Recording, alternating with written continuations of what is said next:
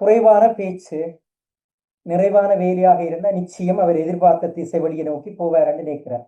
இப்ப நேற்று பலமையாக உங்களுக்கு தெரியும், முதலமைச்சராக பதவி ஏற்கிறவர்கள் பிரச்சார மேடைகள்ல தொடக்கம் அந்த பதவியேற்பு விழாவில கூட 1 மணி நேரம் 1.5 மணி நேரம் 45 நிமிஷம் என்றுதான் அவர்களுடைய பேச்சு இருக்கிறது. ஆனா பதவியேற்பு விழாவில கூட விஜயனுடைய பேச்சு 25 நிமிடம் தான் நீடிச்சிருக்கிறது.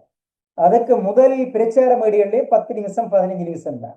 அது கூட ஒரு விமர்சனமா முன்வைக்கப்பட்டது என்னென்றால், எந்தெந்த இடத்திலெல்லாம் விமர்சனங்களுக்கு உள்ளாக்கணுமோ அதை தமிழகத்தில் இருக்கக்கூடிய கட்சிகள் விமர்சனத்துக்கு உள்ளாக்கினவர்கள். சில ஊடகங்களிலும் இந்த விமர்சனங்கள் எல்லாம் வந்தது. என்ன பொறுத்தவரை நீங்க திருக்குறளை பார்த்தா தெரியும், திருக்குறள் 2 வரியிலான் இருக்குது, பக்கம் பக்கமாக நாங்கள் எழுதுற மாதிரி பேசுற மாதிரி இல்லை.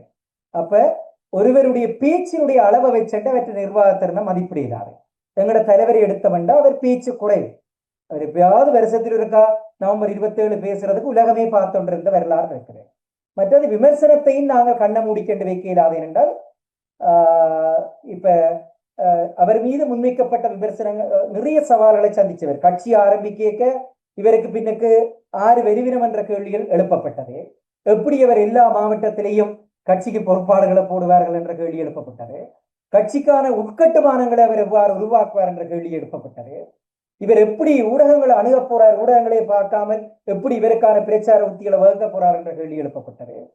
இவர்கள் எந்த ஒரு அனுபவமே இல்லையே தேர்தல் குறித்து இவர்களுக்கான என்ற விமர்சனங்கள் எழுப்பப்பட்டது.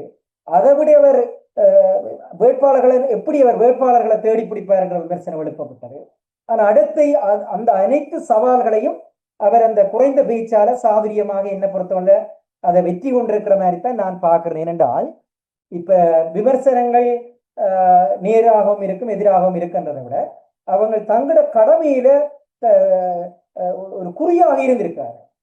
என்னை பற்றி எவராவது நீ குறி என்று சொல்லிட்டு போ, நான் என்னுடைய கடமையில அல்ல நான் முன்னோக்கி போறதுல மட்டும்தான் என்னுடைய குறி இருக்குன்றதின் அடிப்படையில தான் அந்த பணிகள் நகர்ந்ததாக நான் பார்க்கிறேன். என்றால் கட்சி இப்ப நான் பார்க்கிறேன் எப்படி என்றால், எங்களுக்கு இப்ப எங்களோட மண்ணில கூட ஒரு 30 வருடத்துக்கு மேலே எங்களோட தலைவர் நடத்தின அந்த நிர்வாக கட்டமைப்பில எத்தனையோ பிரிவுகளை நாங்கள் சத்தம் இல்லாத பிரிவுகளை பார்த்திருக்கிறோம். ஏனென்றால் அவ்வளவு சைலன்ஸ் ஆயிருக்கும், அங்க வேலை கூட நடக்கும்.